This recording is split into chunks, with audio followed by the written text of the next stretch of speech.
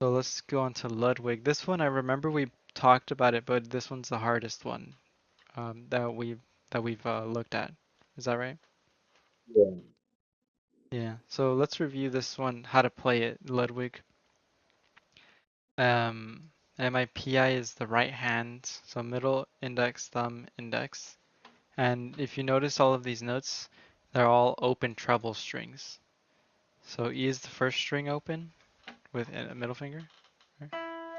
And then you have index on the second string open, B, and then you have thumb on the third string open, which is G. So you have these three fingers on the first, second, and third strings. And you have this pattern middle, index, thumb, index. You want to try to play that? And just like no left hand for now.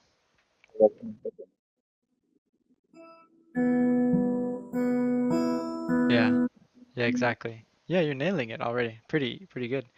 And then if you notice, the only the first beat changes in terms of what the note is. So these other beats 2, 3, and 4 are always they're always the same. See that? So only the first string is changing. So you start with open E, and then you have F sharp on the second fret, and then you have G on the third fret, and back to F sharp. And that's it. So you have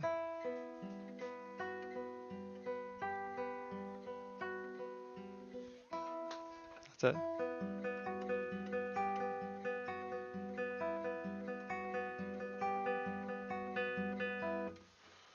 Yeah, you want to try that? You could go slow. I'll go slow. I'm not an expert yet. Okay, I'm gonna try it now.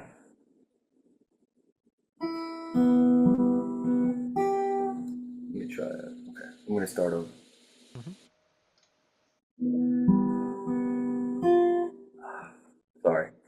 That's okay. Um, F sharp's on the second fret. Yeah.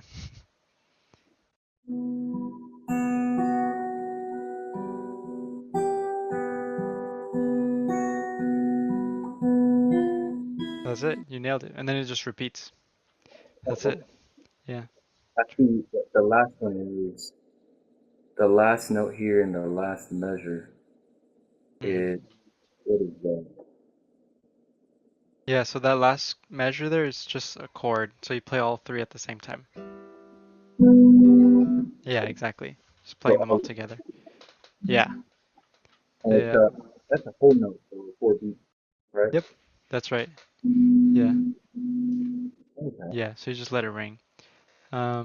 Yeah, you got it. This is pretty good. One thing I think I see from you, Elliot, that maybe you want to keep in mind. I wouldn't make a big deal out of it, but when you are practicing and learning new music, try your best not to hold yourself up to like a performance standard, you know?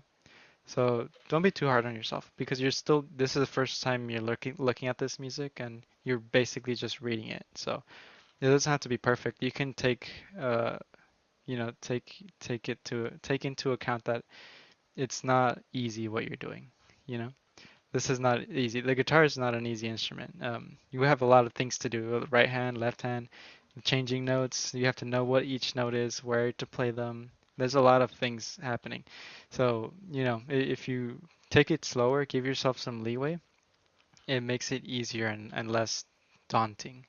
So, for example, if I were learning this and I were you, I would first just get really good at this first measure. And that would take you like a minute or two. And then once you feel really good about it, then see if you can change the first note to F sharp, just going back and forth between those first two measures. Take it like baby steps. Learn to crawl, then walk, then run, right? And right now, maybe it was my fault that I asked you to play the whole thing, um, but that would be the final step, right? Yeah, so try just playing the first measure on loop for a little bit, which I already know you can.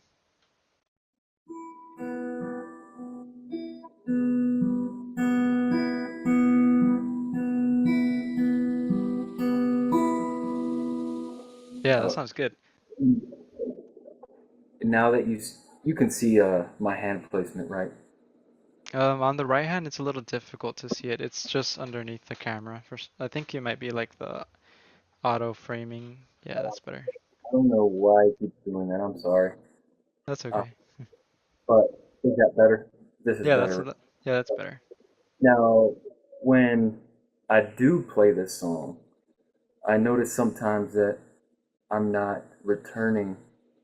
In one of the classes that you taught, you did say we have to return to our original hand placement when playing the strings individually, arpeggio. Um, and I have some trouble getting my fingers to go back to the string, almost like to mute it in a way. So when I pluck the string, I stay like this and don't return. Hmm. What could I do to also, when playing this, practice to go back in Yeah, my yeah, that's a great question. And I think I mentioned this when we first started doing arpeggios. Probably a few months ago at this point, maybe almost a year ago now. But anyway, so what I like to do with arpeggio patterns is I like to practice them in two ways. The first one is what you're talking about, which is with the return, and that's with planting. Let me stand up and show you. And I think we talked about this like a couple months ago. So I would do this, have everything prepared, play, play, and then only this would be full planting.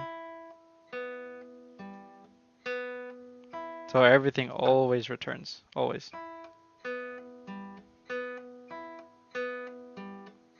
And then you have sequential planting.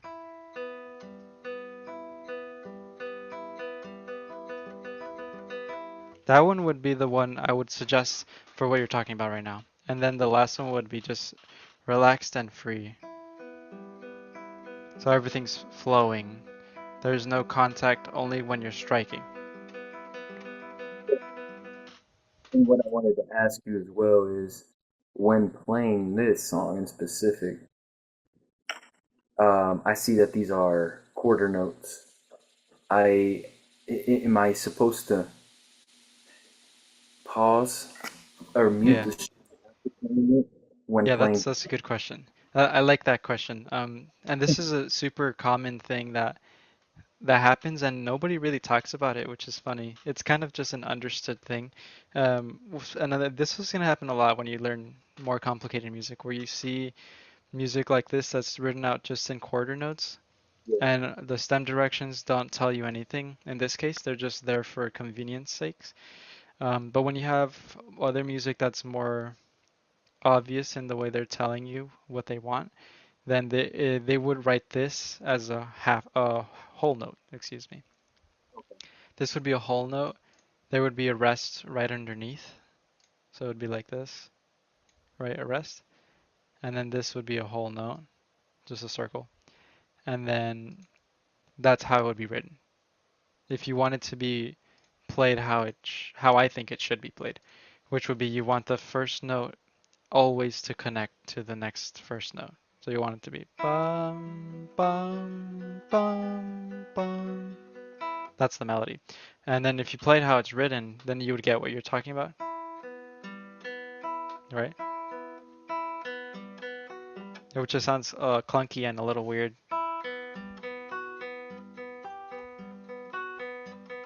Yeah, go ahead. It sounds like you're muting every string after playing it. Yeah, I was that time I was doing sequential planting Okay. just to show you the difference in sound, right?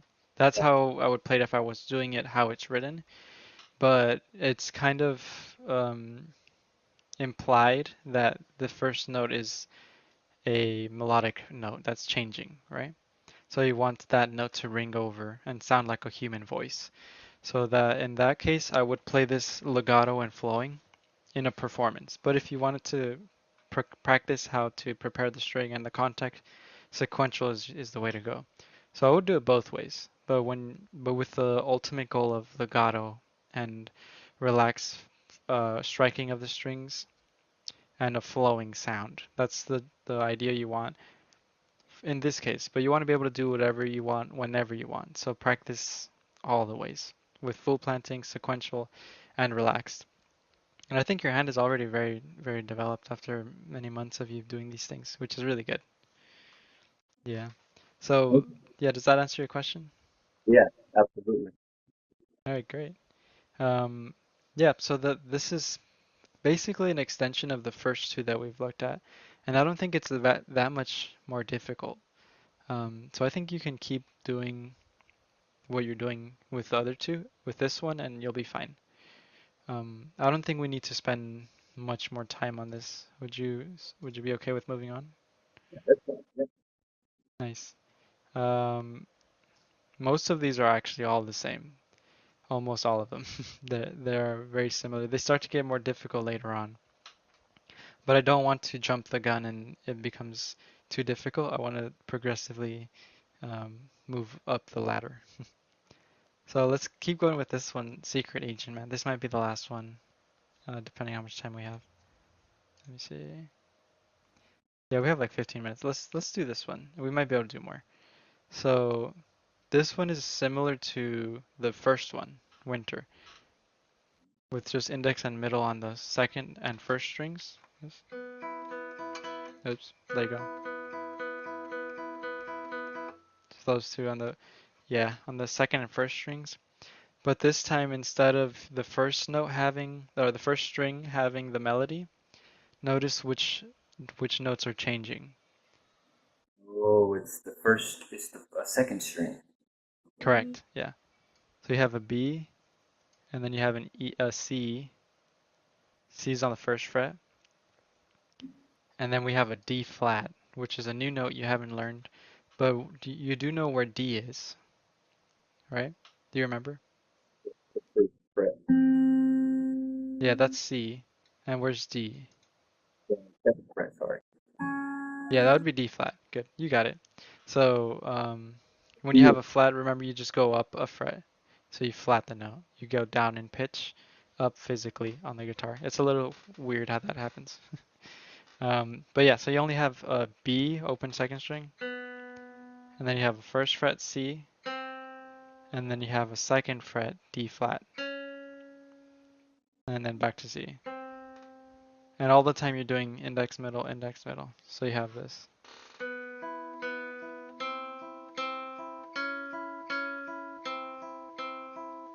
And then it repeats. Yeah. So instead of having you try it, which is what I've done before, why don't you just play the first measure, which is gonna be super easy for you. But give it a shot. Just loop it.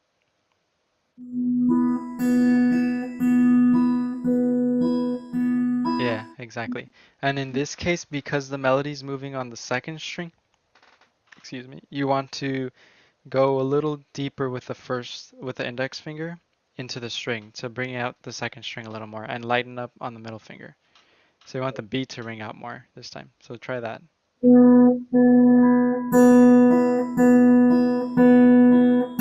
Yeah, exactly. You got it. Yeah, and this is easy because of the work you've done on the first etude. Because you already practiced it, you can do it. So this is going to apply to all the future pieces you learn. So it's really good work. Where this is like the fundamentals, the foundation that is really important. So now let's try to add the C there. So B E C E C E. Try that.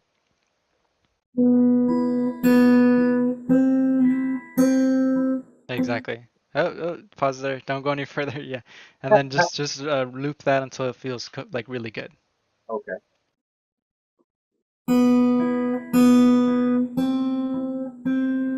Good. One more time. Just one more.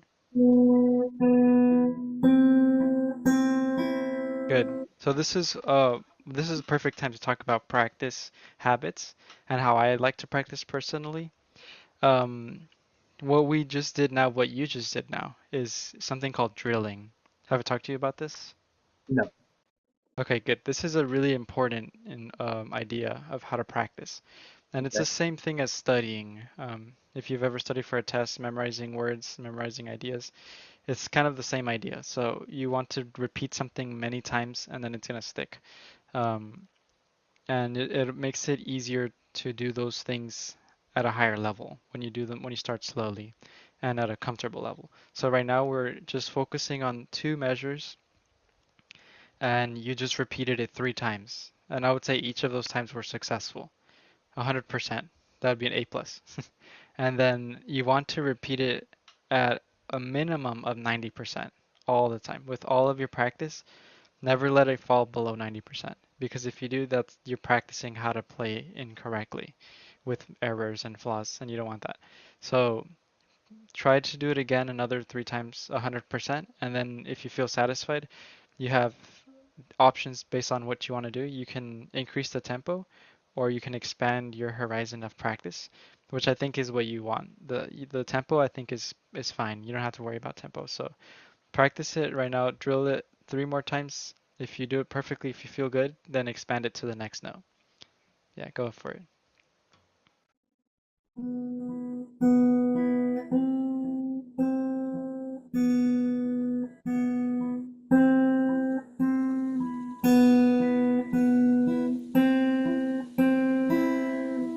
Yeah, what did you think? I think it was okay. I think 90%.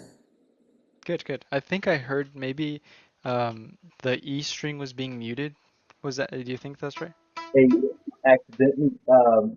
That's another thing I need to work on is my left hand um, positioning. Uh, I need to work on hand placement on my left hand. It seems as though when I do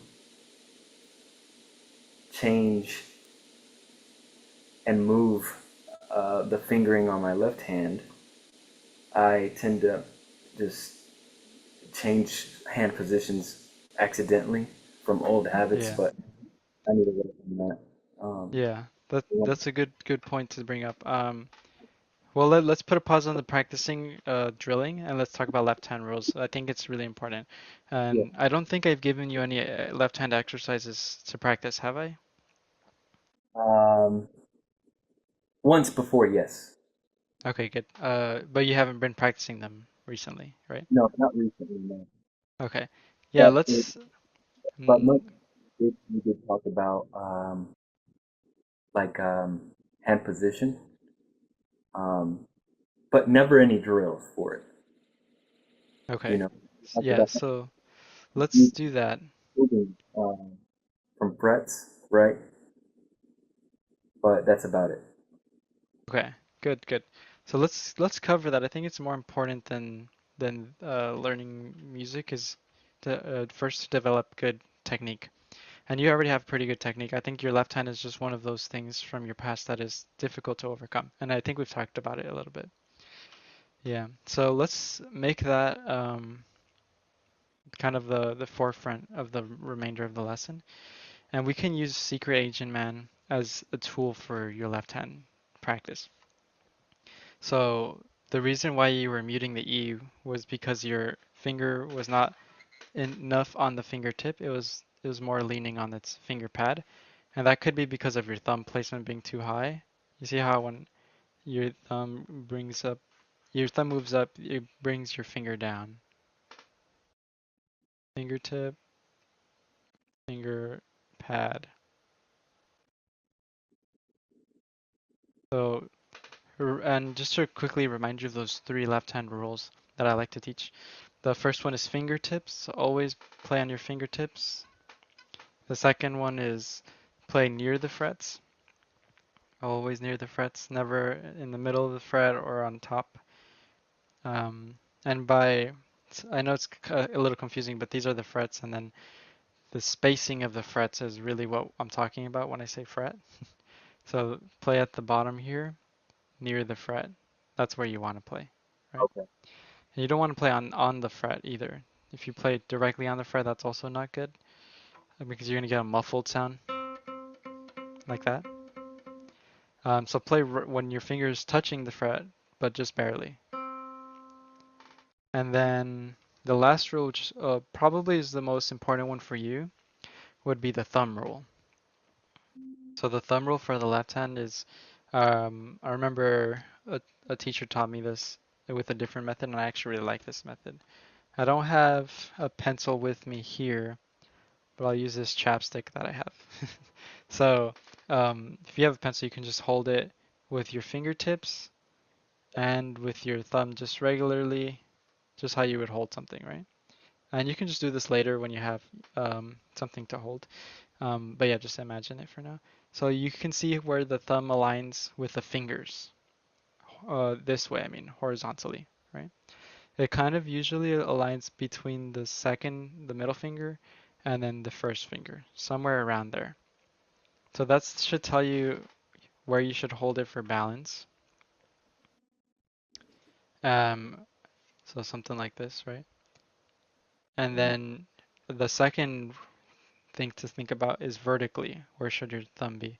If you hold your thumb right where your fingers are, the fingertips, it's balanced. You see that, Elliot? See how it's balanced? If I hold up my thumb too high, the Yeah. chapstick falls. So there's no balance. And if it's too low, it also falls.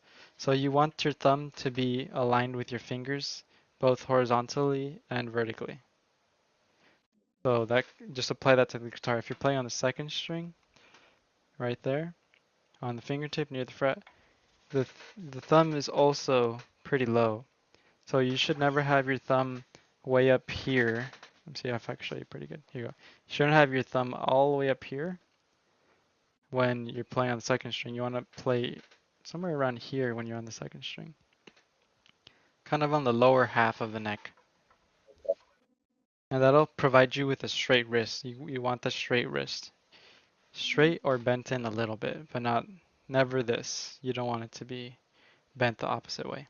Straight or bent in a little bit. And that's going to provide you with good left hand technique. And of course, there are moments in time, especially with chords and stretches, that you will break the rules. But for 90% of the time, including these etudes, try your best to follow these rules. Just like that, right? Low thumb, fingertips near the fret. And now if you play the C and if you play the E, you won't get any buzzes. You shouldn't get any buzzes.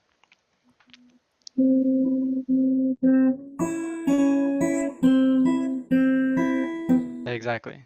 Yeah, yeah. So try to keep that in mind. Oh, go ahead.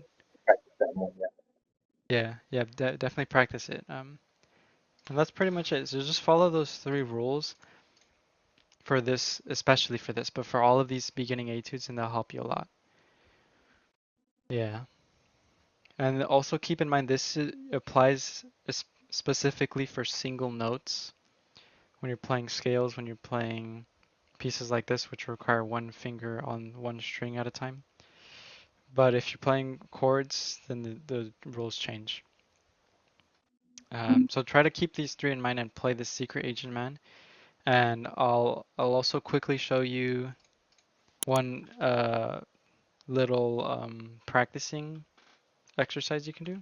And I think I've showed you this in the past, but I want you to actually very, very much practice it. Okay. So that's the frets. Right. Yeah, and this one should be 7. And then along with those frets, I'm going to give you fingers that pair with them. So you Okay. have 1, 4, 3, 4, 2, 4, 3, 4. That's pretty much it. Okay. That sounds good. And you can do these on whichever frets you want, on whatever strings you want, but keep the fingers the same. The idea is to have one finger per fret, and this is going to give you good position. For fifth position, I like it because it's not the frets aren't too big. If you do it all the way up in first, you have to really stretch the hand, and it's not super comfortable. But try that on the first string. So go to the fifth fret, first finger. Yeah, and you just pluck it, and then you have 8th fret with your pinky. Yeah, and make sure you're on the fingertip with that pinky. Good. And then you have middle finger, oh sorry, ring finger, finger 3 on fret 7. Back to 8 with pinky. And then finger number 2 on fret 6, your middle finger. Then back to pinky. And then finger 3 on 7 again. And then last one is pinky again. So this one is really good to do. I would do this one for you. If you practice half an hour a day, try to do it about 10 to 15 minutes a day. Okay. Uh, it might be, actually, that might be too much. Just do 10 minutes. And then the Yeah. rest work on pieces like this. Okay. Yeah. Yeah, that's a good time. And it might feel tedious and it might feel like um, boring also. But these are exercises just like when you work out in real life and like in the gym, right? So you're working on exercises to develop strength, to develop healthy habits, right? That are good for you. So this is just like your your oatmeal, your broccoli. You might not like the taste of it, but you have to do it to get good at what you want to do. So that's it. This is one of the many left hand exercises you can do, and I would start with this one. But keep those three rules in mind. Fingertips near the fret, watch your thumb, not too high, not too low, aligned with the fingers behind the neck. And then once you get good at it, try it on different strings.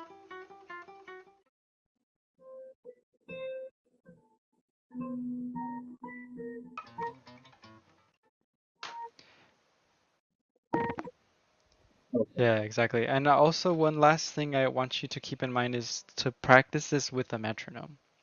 Oh, okay. Um, yeah, try to start slow, somewhere slow and comfortable where you can do it and it's easy for you. So Okay. whatever tempo that might be. Maybe if it's 100, like, and it's every two beats, bum, beam, bum, beam. So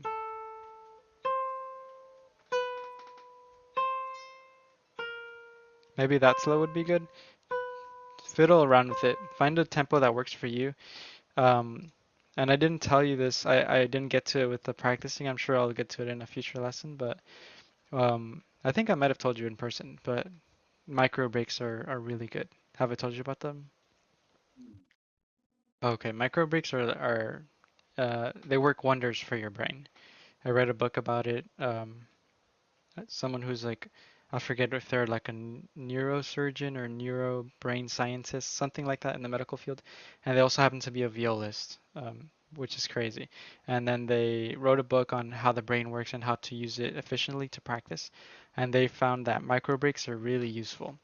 So I would do what I just did, super slow, controlled, whatever tempo you want, something like this. Super slow, controlled. No worries, right? Everything is 100%. And once you complete maybe 3 repetitions of that, take a tiny break. And then by tiny, I mean like 10, 15 seconds. Just relax the hands, relax the brain. You don't even have to think about anything. Just relax and then go back to it. And then once you do that a few times, like 2 to 3 times, and you feel really good about it, increase the tempo by a little bit. Maybe by 2 or 4 clicks. Depends how you're feeling, right? And if you really want to be like a perfectionist, you go up by one click, and then you go up by another click after, and it takes a lot of time, but that way you're never gonna miss a beat. Like you're not rushing the process at all. Um, but just figure out what works for you. Some people value, clarity and perfection more than other people. So just try to develop good technique, but you don't go crazy, you know. Just have fun with it. Put a metronome on, 5 minutes, 10 minutes. You'll get better if you do it every day, and it'll happen with time. All right, do you have any last questions, Elliot? Because I think we're out of time. No, no, no last questions. And thank you so much for this amazing lesson. I think this right here is going to help me improve 10 times more than I already have. Because I feel like a lot of people don't know this stuff, you know? Yeah, they And really don't. I think that's one of the reasons why I kind of sometimes I just can't get things right or mess up. It's just these little things. So I appreciate it. Thank you so much. Yeah, of course. All right, Elliot, I'll see you next week. Just keep on practicing.